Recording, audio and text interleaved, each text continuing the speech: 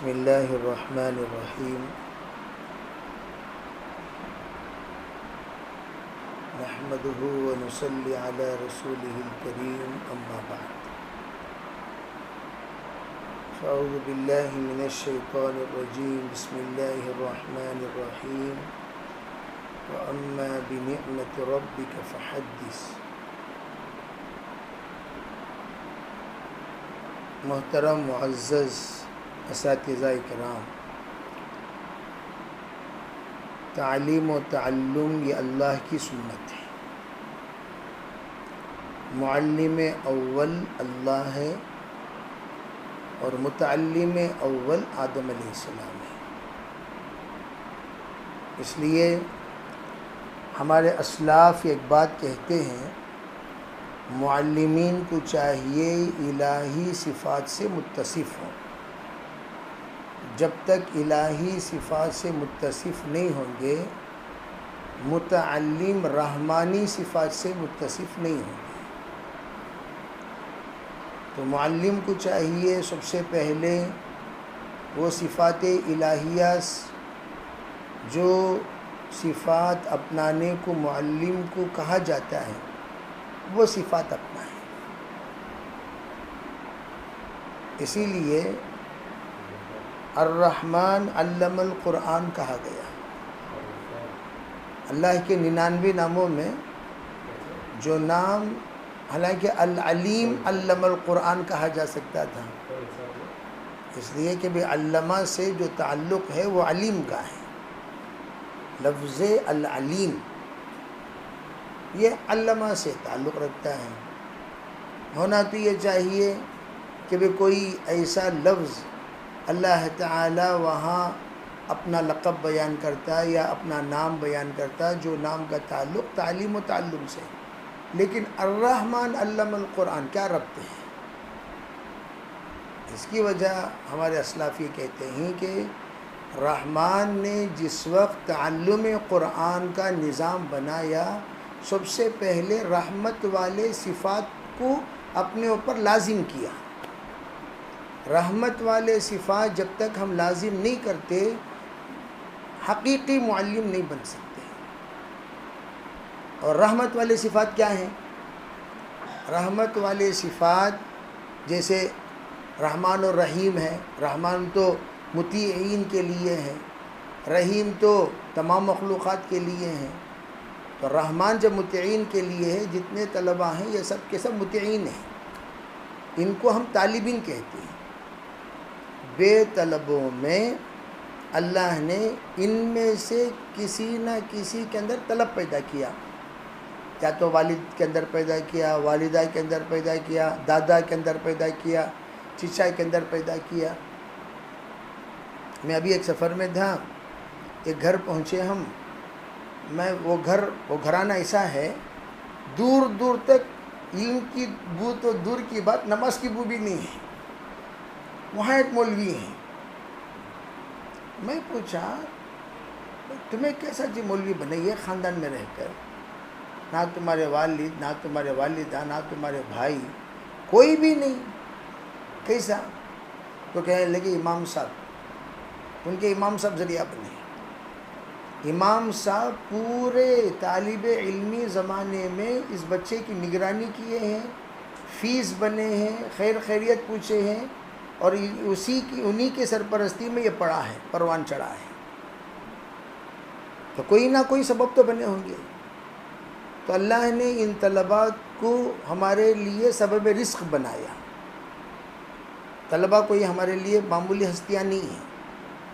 طلباء ہمارے لیے بقول افتخار حسین صاحب رحمۃ اللہ علیہ کے، طلباء ہی سے ہم معلم ہیں، اور طلباء ہی سے ہم مربی ہیں، اور طلباء ہی سے ہمیں اعزاز ہے، اور طلباء ہی سے ہمارا اکرام ہے، اور طلباء ہی سے ہمارا فیض عام ہے۔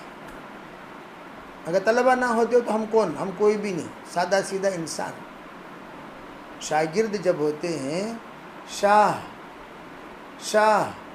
گرد، یعنی کیا مطلب؟ شاگرد نے آ کر ایک بادشاہ کو پکڑ لیا۔ بادشاہ کون ہے؟ استاد ہے، شاہ ہے وہ، شاہ بادشاہ ہے نا، تو وہ شاہ ہیں، تو اس نے کیا کیا، شاہ کے دامن کو پکڑ لیا حضرت، اسے شاگرد کہتے ہیں، بھئی ہمارا شاگرد ہے، یعنی کیا مطلب، ہمارے دامن کو تھاما ہوا ہے، تو دامن کو تھاما ہوا کو بار بار ہم جھٹکتے رہیں، چھوڑو چھوڑو چھوڑو، اسی لیے کہتے ہیں استاد کے ذہن میں جس وقت طالب علم کے نالائقی سوار ہو جاتی ہے کہ یہ بچہ نالائق ہے، یہ بچہ وہ کبھی لائق نہیں بن سکتا، تو استاد کو چاہیے ہر نالائق کو لائق سمجھے، استاد کو کسی کو نالائق نہ کہے۔ اگر ہمارے اساتذہ نالائق کا فیصلہ کرتے ہوئے مدرسے سے نکالنے کا فیصلہ کر دیتے، پونے مولوی ہی نہ بنتے، کیوں؟ ایک زمانے میں سب نالائق ہی تھے، ابتدائی دور دیکھو سب ذہین تھوڑی تھے، ابتدائی میں کتنے مارا کھا کوئی، کتنے بار باہر کھڑ کوئی، کتنے مرتبہ اکڑو بیٹھ کوئی، کتنے مرتبہ مرغا بن کوئی، کتنے مرتبہ ہمارا کھانا بند ہوا ہے۔ تو یہ طالب علمی زمانہ جو ہم پر گزرا، اگر ہمارے اساتذہ ہم پر ایسا برتاؤ کرتے جیسے ہم ہمارے طلباء پر برتاؤ کرتے، تو ہم لوگ مولوی بنتے، کیا ہمیں اچھا لگتا؟ یہ سوچ کر ہمارے بچوں پر مشفقانہ پہلو اختیار کریں۔ ہمارا دور تعلیم و تعلم کا 23 سالہ گزر گیا، 23 سالہ دور میں جو ابتدائی دور ہمارا گزرا بڑا جلال کا دور گزرا، لیکن وہ جو دور گزرا اس وقت جو طلباء تھے، اور طلباء عزیز کی ہم جیسی بھی تربیت کریں، مدرسہ چھوڑ کر جانے کا سوال ہی پیدا نہیں ہوتا تھا، اور آج گھورو تو چلے جا رہے ہیں مدرسہ چھوڑ کر، کھڑا ہو تو چلے جا رہے ہیں مدرسہ چھوڑ کر، یعنی گویا طلب صادق نہیں ہے، طلب کاذب ہے۔ میں اسی لیے عرض کرنا چاہتا ہوں، طلب اس کے اندر نہیں ہے، اس کے والد کے اندر ہے، طلب اس کے اندر نہیں ہے، اس کی ماں کے اندر ہے، طلب اس کے اندر نہیں ہے، اس کے بھائی کے اندر ہے۔ کل ہی کی بات، ایک والد صاحب بیچارے داخلہ کرا کر گئے، وہ ان کے ساتھ ہی چلا گیا ان کا بیٹا، پھر 7-8 دن کے بعد پھر لے آئے۔ میں ایسا گفتگو کر رہا ہوں، کیوں بھائی تاخیر سے آئے، داخلہ کیوں نہیں؟ داخلہ تو ہو گیا ہمارا، کب ہوا؟ 9 دن تک۔ پھر کہا یہ جناب میرا سامان یہاں ہے وہاں ہے بول کر آ گئے تھے، پھر آتے آپ نہیں، آج نہیں، کل نہیں، پرسوں، کہتے 9 دن ہو گیا حضرت، آج میں زبردستی پکڑ کے لایا ہوں۔ ٹھیک، معافی تلافی ہوئی، تحریر، دستخط، باقاعدہ دستخط کیا، معذرت نامہ لکھا، ان کے والد صاحب کی دستخط کرایا، استاد کی دستخط کرایا، لا کر پہنچا کر، ٹھیک ہے بھائی آئندہ سے احتیاط کرو جی، جاؤ کلاس میں بیٹھو، پہلے تو پھر ان کے والد کے کان میں دم کر لے بیٹھا کھڑا ہے۔ ان کے والد اب تیرے بارے میں نہیں بات کرتا۔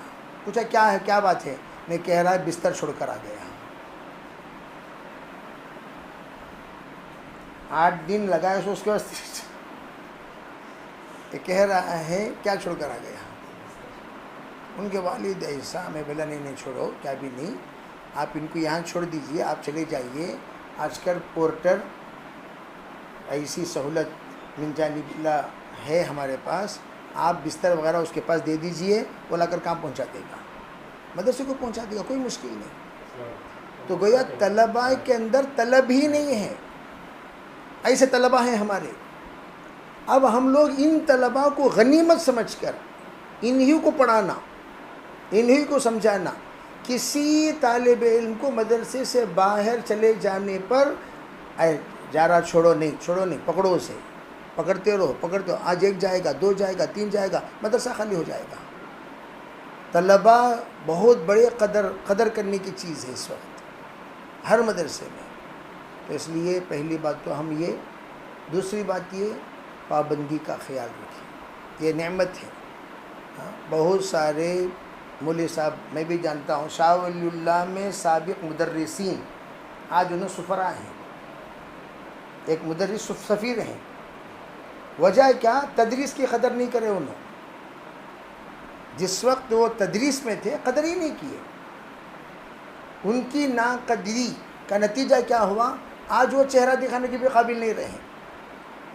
ایک جگہ کی ناقدری نہیں، 1 سے 2، 2 سے 3، 3 سے 4، 4 جگہوں میں ان کی ناقدری، وہ انٹرنیشنل فگر بن گئے. وہ انہوں لائق نہیں پڑھنے پڑھانے کے، انہوں لائق نہیں پڑھنے پڑھانے کے، انہوں لائق نہیں پڑھنے پڑھانے کے، کوئی بھی لینے کو تیار نہیں ان کو.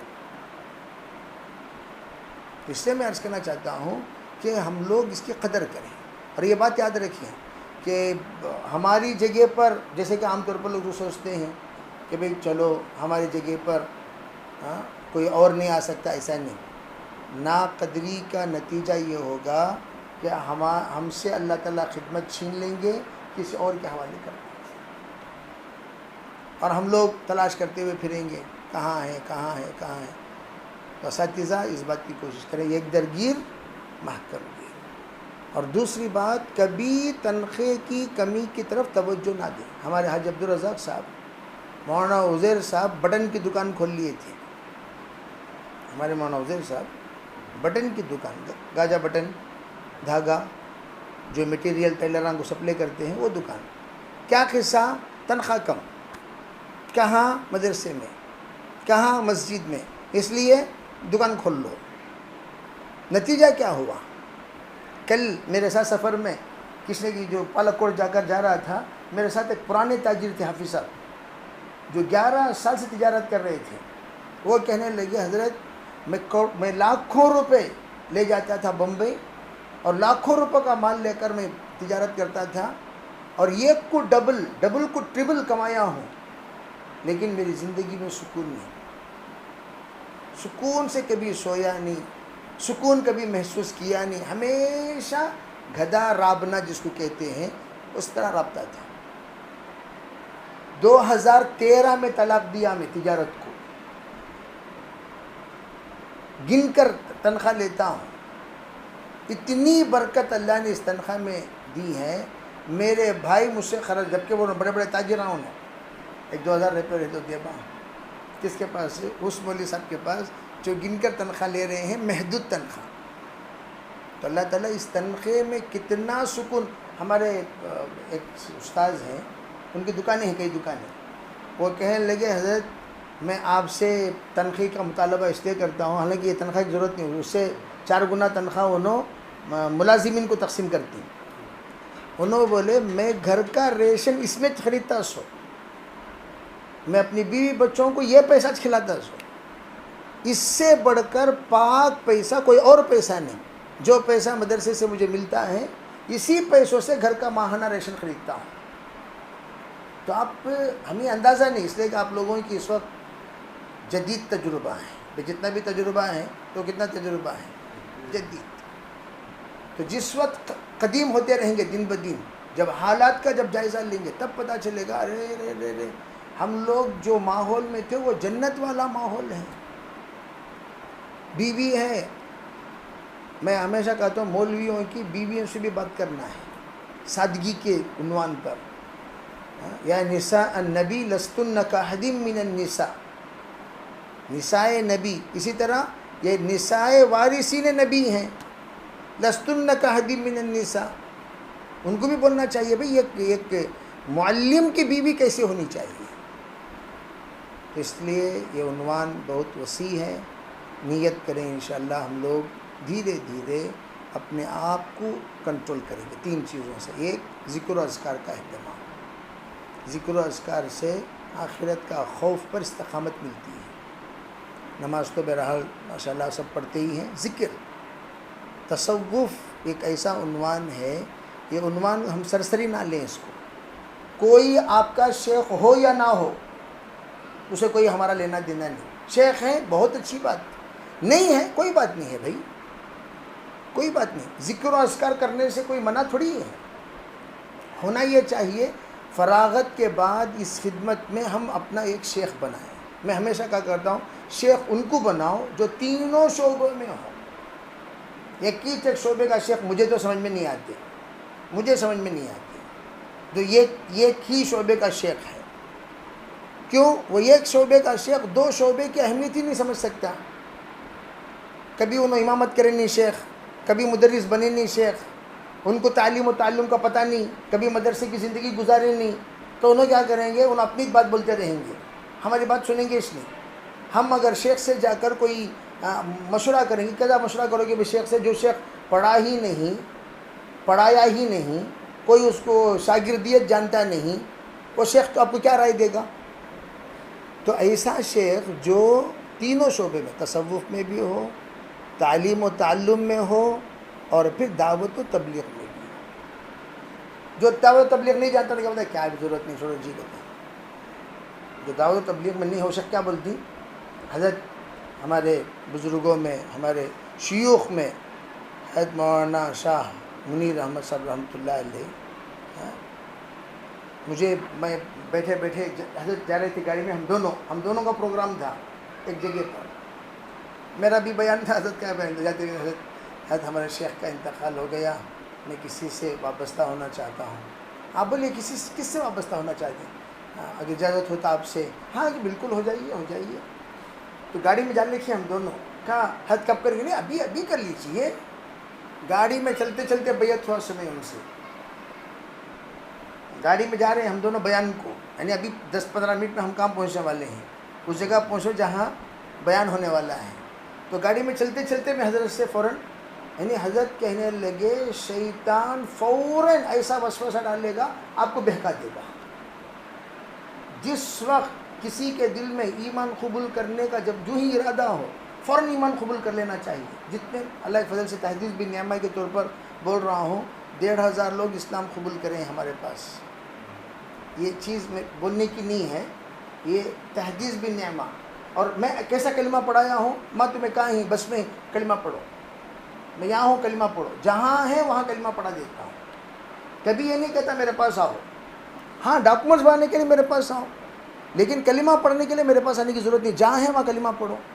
تو اللہ کے فضل و کرم سے ایک سب سے میری زندگی میں سب سے زیادہ جن احباب کو کلمہ پڑھایا، اس میں خوشی کا کلمہ وہ ہے. ایک صاحب بہت بیمار تھے، ان کے داماد کلمہ پڑھ کو تھے، بیلور کے رہنے والے. آخر میں ان کے داماد سے بولے وہ کلمہ بولتے نا، وہ کیا ہے؟ تو انہوں نے فوراً فون لگایا مجھے. مفتی صاحب میں بیان کو جا رہا تھا یا بیان سے آ رہا تھا، میں بولا بہت تھکو ہیں جی، کیا جی خیسا ہوتا ہے ایسا. تو کلمہ پڑھاؤ بھیجو، کان میں رکھے کلمہ پڑھایا. 1 سے 3 بار پڑھایا کلمہ. پھر کلمہ پڑھانے کے بعد اللہ اللہ اللہ اللہ بولنا شروع کرے. رات کو 11 بجے غالباً کلمہ پڑھایا ہوں، 2 بجے ان کا انتقال. بہو داماد یعنی بیٹی داماد، یہ دونوں مل کر پورے خاندان سے لڑے. انہوں مسلمان ہو گئے، انہوں مسلمان ہو گئے. کیسا مسلمان ہو گئے؟ ہمیں ہمارے سامنے کلمہ پڑھ کو ہی نہ. کب پڑھے وہ پوچھو ان کو. کب پڑھے کا کیا مطلب؟ کبھی بھی پڑھے بھائی. اب پڑھے کو تو لوگ اور گھرڈا کریں گے. بس سمجھ میں بھی نہیں. تو اس طرح میں یہ کہنا چاہتا ہوں، دعوت سے تعلق. خالی لوگاں بولتی ہیں دعوت اگر خالی مسلمانوں میں کرتی ہوں سنو گے، غیروں میں ہمیں کریں، ہمیں بولتی نہیں، دکھاتی نہیں کسی کو. یہ بتانے کی چیز بھی نہیں. آسٹریلیا کے سفر میں مولانا 15 سے زیادہ لوگوں کو کلمہ پڑھایا. اللہ کام لینے والا. یہ سب پوسٹروں میں لگانے کی چیزیں نہیں ہوتی. ابھی ہم ہوئے، ہمارا رب ہوا، سب کو بتانے کی چیزیں رب کو بتائے تو بس. تو اس لیے میں عرض کرنا چاہتا ہوں کہ اپنے آپ کو پابند، مطالعہ وسیع رکھیں، بچوں کو وقتاً فوقتاً نصیحت کریں، اور خود نمونہ بنے بچوں کے لیے. بچے یوں سوچنا چلو بھائی ہمارے استاد واقعی استاذ ہیں. تو اس طرح انشاءاللہ کریں گے کیا بھائی. اللہ تعالیٰ سب کو عمل کی توفیق عطا فرمائے. کوئی کمی پیشی ہو تو معذرت چاہتا ہوں. بہرحال اپنے اساتذہ جو بھی ہیں ان سے بھی رابطے میں رہو، اساتذہ کو بھولنا نہیں، ان سے بھی رابطے میں رہنا، اور شیوخ اگر ہیں تو ان سے بھی رابطے میں رہنا انشاءاللہ. چلیں حضرت جی چلیں گے انشاءاللہ، پھر ملاقات کریں گے. جزاک اللہ خیر. السلام علیکم.